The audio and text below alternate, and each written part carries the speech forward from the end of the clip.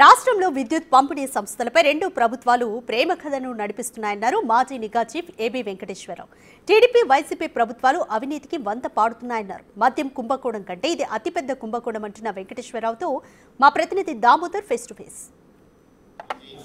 వెంకటేశ్వరరావు ప్రస్తుతం అంతా ఆయన ఉన్నారు. ఆయన అడిగి మరిన్ని విషయాలు తెలుస్తున్నాం. సార్, రాష్ట్ర వ్యాప్తంగా మీరు విద్యుత్తులో జరుగుతున్న అవినీతిపై పోరాటం చేస్తున్నారని చెప్పచ్చు. ఎలా ఉంది సార్? నెలలా కరెంటు బిల్లులు కట్టే ప్రజలు ఎన్ని ఇబ్బందులు పడుతున్నారో, ఎంత బాధపడుతున్నారో ఎవరిని అడిగినా చెప్తారు. మీ ఇంట్లో వాళ్ళు అడిగితే మీరే వాళ్ళు కూడా చెప్తారు. దీని అంతటికీ కారణం ఏమిటయా? నిజంగానే కరెంటు ఉత్పత్తి చేయడం, పంపిణీ చేయడం ఇంత ఖర్చుతో కూడుకున్నదా? ఈ బిల్లులు సహేతుకమైనయా అని చెప్పి ఆలోచిస్తే ఈ బిల్లుల్లో చాలా భాగం అవినీతి కారణంగా బిల్లులు పెరిగిపోతున్నాయనే నిర్ధారణకు మేము వచ్చాం. కొన్ని సాక్ష్యాలు చూసిన తర్వాత మేమేమి పుకార్లు నమ్మి ఈ మాటలు మాట్లాడటం లేదు. ఆధారాలు చూసిన తర్వాతే మాకు అర్థమైంది. వేల కోట్ల స్థాయిలో అవినీతి జరుగుతూ ఉంది. ఈ అవినీతి అంతటికీ ముఖ్యమైన కేంద్రంగా తిరుపతి ఎస్పీడీసీఎల్ ఉంది. ఇది 2023వ సంవత్సరం నుంచి మొదలైంది. ఒక వినూత్నమైన పద్ధతిలో, సినిమాటిక్ పద్ధతిలో కాంపిటీషన్ లేకుండా అందరినీ వెళ్ళగొట్టి మొత్తం ఎస్పీడీసీఎల్ వ్యవస్థని వాళ్ళ కబ్జాలోకి తీసుకున్నారు. వాళ్ళ అందులో నుంచి బయటపడటం ఎలాగో కూడా తెలియని పరిస్థితి. ఇప్పుడు సీఎండీని మార్చారు. మొన్నటిదాకా ఈ కబ్జాకి రూపకర్త అయినటువంటి సంతోషరావు గారిని పంపించేసి కొత్త ఆయన తీసుకొచ్చారు. కానీ ఆయన వల్లైనా దీన్ని డిస్మాంటిల్ చేయడం ఆయన వల్ల అవుతుందా లేదా అనేది మాకు అనుమానం కలుగుతాం.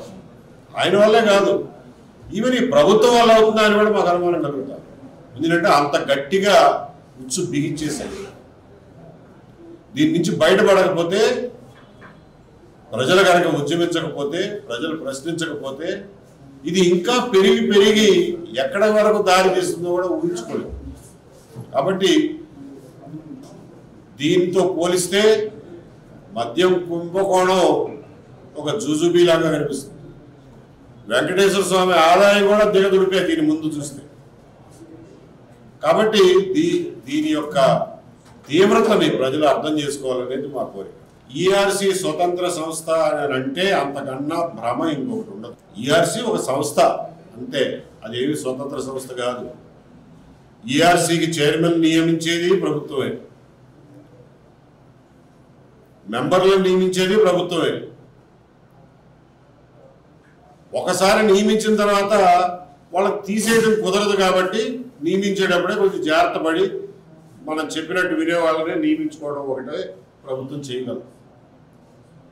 గత 25 సంవత్సరాల్లో ఈఆర్సీ ఎక్కడైనా అవినీతిని ఆపటం కానీ, లేకపోతే పంపిణీ వ్యవస్థని ఒక మంచి పద్ధతిలో తీసుకెళ్ళడం కానీ, ప్రజల మీద బిల్లుల భారం తగ్గించడం కానీ ఎప్పుడైనా చేసిందేమో ఈఆర్సీని ఒక ప్రకటన చేయమనండి. మేము ఫలానా తప్పుల్ని ఆపాము అని చెప్పి ఒక ప్రకటన చేయమనండి. 9,000 కోట్ల రూపాయలు ప్రజల మీద సర్ఛార్జ్ రూపంలో 2 సంవత్సరాల క్రిందటే మోపాల్సి ఉన్న పరిస్థితిలో ఈఆర్సీ చైర్మన్ అయిన నాగార్జున రెడ్డి గారు ఎలక్షన్లు అయిందాకా ఆగి, ఎలక్షన్లు అయ్యి కొత్త ప్రభుత్వం వచ్చిన తర్వాత ఆ 9,000 కోట్లు ప్రజల మీద భారం మోపడానికి అనుమతి ఇచ్చారు అని అంటేనే దాని స్వతంత్రత ఏంటో మనకు అర్థమవుతాడు. అలాగే ఈ రోజున 6 నెలల నుంచి ఈఆర్సీకి చైర్మన్ లేరు. గత 3 సంవత్సరాలుగా చేసినటువంటి నిర్ణయాలన్నింటినీ ఈఆర్సీ నుంచి పర్మిషన్ తీసుకోవాల్సి ఉన్నా కానీ ఒక్క పర్మిషన్ కూడా తీసుకోలే.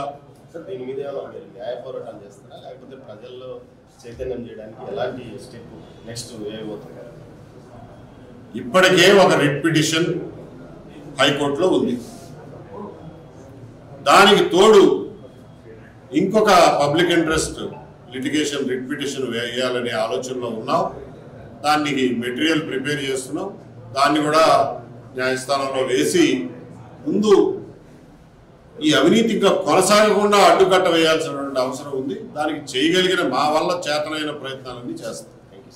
ఏదైతే విద్యుత్ పంపిణీ సంస్థల్లో జరుగుతున్న అవినీతి అక్రమాలపై ఓవైపు న్యాయ వ్యవస్థ ద్వారా పోరాటం కొనసాగిస్తానే ప్రజలను చైతన్యం చేస్తూ దీన్ని ముందుకు తీసుకెళ్తామని మాజీ డీజీ అంటున్నారు. కెమెరా పర్సన్ పురుషోత్తంతో దామోదర్, తిరుపతి నుంచి.